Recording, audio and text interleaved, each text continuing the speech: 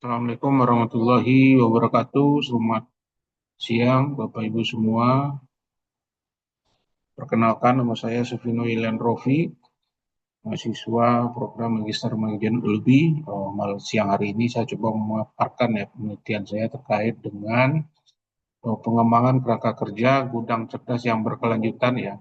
Jadi kita integrasi antara digital twin, artificial intelligence dan kolaborasi sumber daya. Latar belakang penelitian, novelty dan tujuan yang memang dunia logistik kita saat ini ada pergeseran ya. Jadi gudang bukan hanya sekadar tempat penyimpanan, tetapi juga menjadi pusat data utama. Jadi masalahnya bukan lagi sekedar masalah penyimpanan saja, melainkan bagaimana menghadapi ya fleksibilitas atau peningkatan permintaan dan juga oh, krisis tenaga kerja yang terampil.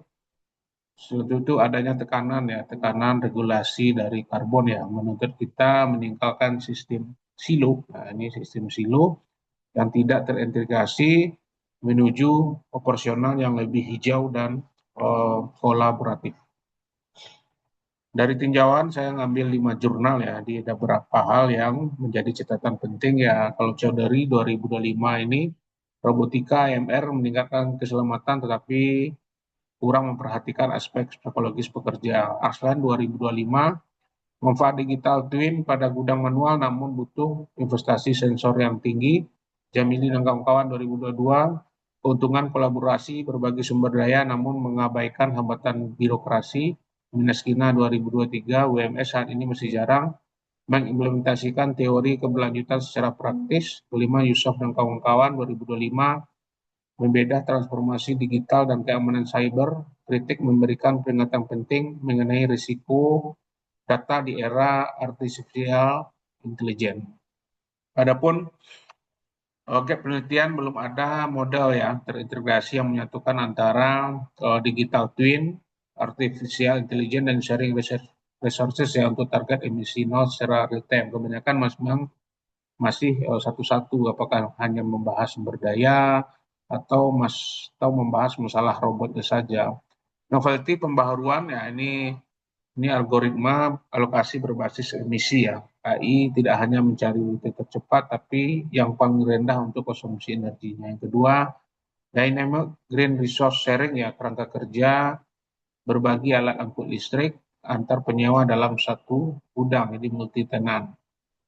Perumusan masalah ini berdasarkan kondisi yang di atas ya, penelitian ini ada beberapa masalah yang kita rumuskan. Yang pertama, bagaimana menciptakan sistem integrasi yang mampu menghilangkan kapasitas menganggur melalui mekanisme berbagi aset. Yang kedua, bagaimana memastikan koordinasi penggunaan alat angkut ini antar penyewa ya, sehingga tidak mengganggu jadwal operasional masing-masing perusahaan. Yang ketiga, bagaimana kita mengatasi risiko kebocoran data rahasia perusahaan saat kita berbagi sumber daya dengan perusahaan yang lain. Tujuannya kita mengembangkan model Green Collaborative Intelligence, ini sebagai sistem saraf pusat ya untuk menghubungkan atau gudang multi tenant resa ya masa depan ya. Ini yang kita kembangkan, yaitu menerapkan konsep warehouse as service ya, di mana infrastruktur ini dikelola oleh algoritma pusat untuk efisiensi yang lebih maksimal.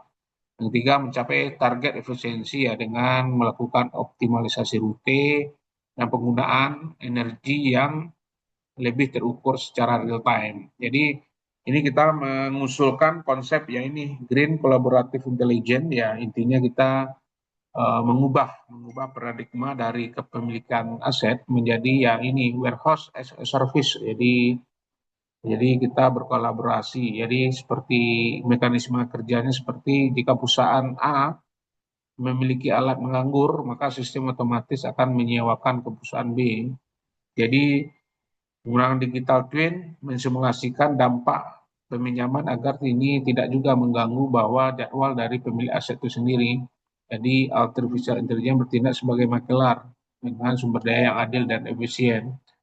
Jadi arsitektur Green Collaborative Intelligence ini seperti yang di kanan ya, jadi lapisan persepsi itu mengumpulkan data posisi robotnya di mana, kondisi baterainya seperti apa, dan beban kerja manusianya. Yang kedua, lapisan sinkronisasi ya digital twin ini, yaitu replika virtual untuk mensimulasi skenario bagaimana jika atau what if analisis. Yang ketiga, lapisan intelijensi ini menggunakan deep reinforcement learning. Ini untuk mencegah terjadinya kemacetan operasional. Nah, ini sebagai gambaran arsitektur ya yang kita tawarkan model Green Collaborative Intelligence ini.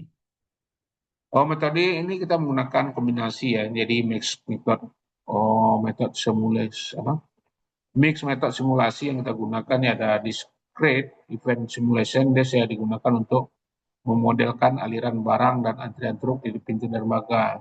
Yang kedua adalah agent based modeling (ABM) digunakan itu memodelkan ya perilaku individu, robot, AMR maupun operator manusia yang berinteraksi secara kolaboratif. Jadi ini kita untuk menguji ini kita menggunakan simulasi komputer dengan yang tadi teknik mix method simulasi. Jadi kita membandingkan skenario tradisional yang mengimulasi aset dengan model Green tadi, model GCI tadi itu berbagi sumber daya secara dinamis. Jadi validitasnya model dilakukan untuk memastikan bahwa target akurasi model itu di atas 95% dibandingkan dengan data dunia nyata. Dan tentu kita menyadari bahwa berbagi aset ini ada risiko keamanan data ya.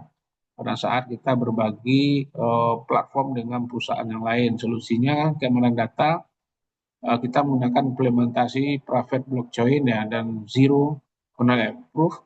Yang kedua, cyber fisik. Ya, ini untuk mencegah risiko cyber fisik kita memisahkan jaringan operasional dari jaringan publik. Yang tiga, sosial atau SDM, yaitu pelatihan ulang. Jadi pekerja menjadi pengawas sistem. Jadi mereka kita tambah skill baru, jadi sehingga mereka menjadi pengawas dari sistem itu sendiri.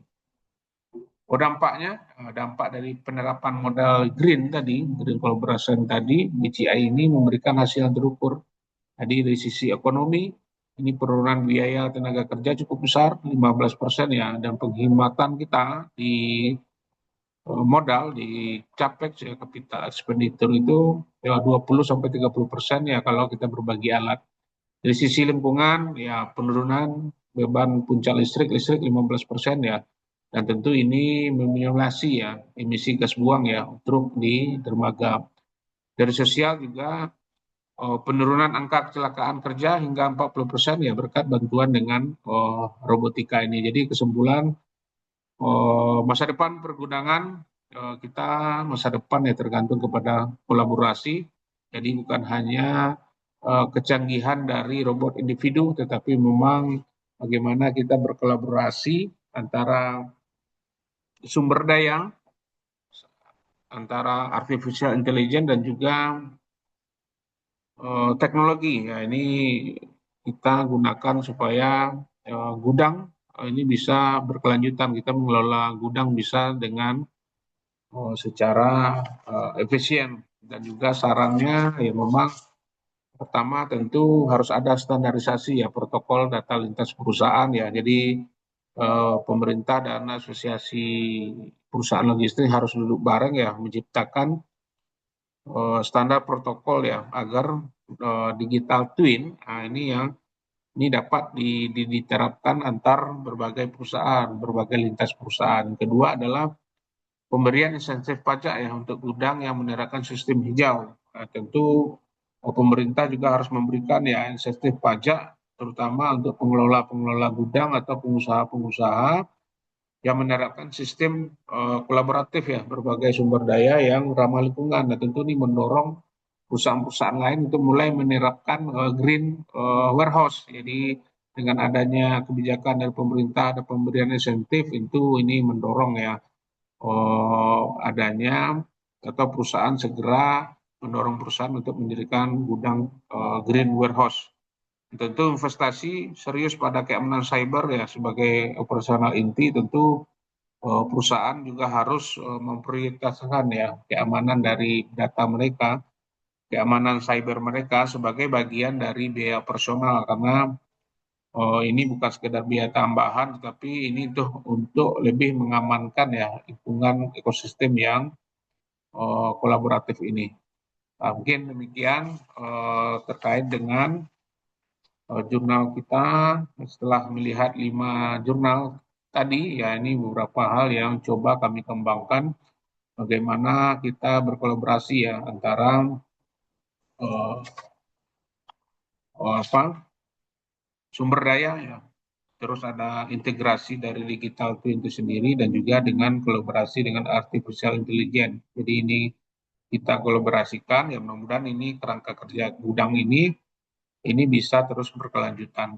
Demikian pemaparan dari saya akhiri. Assalamualaikum warahmatullahi wabarakatuh.